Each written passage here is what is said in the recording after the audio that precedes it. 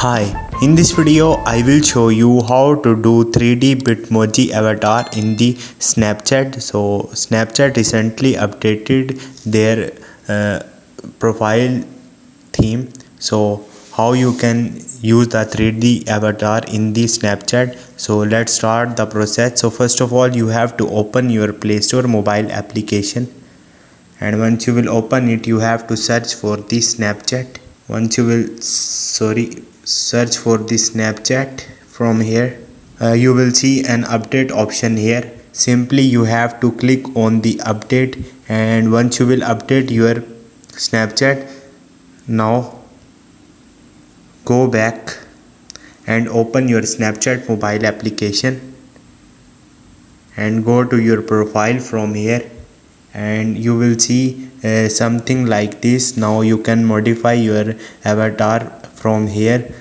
as you see in the profile. So in this way you can get the 3D avatar on the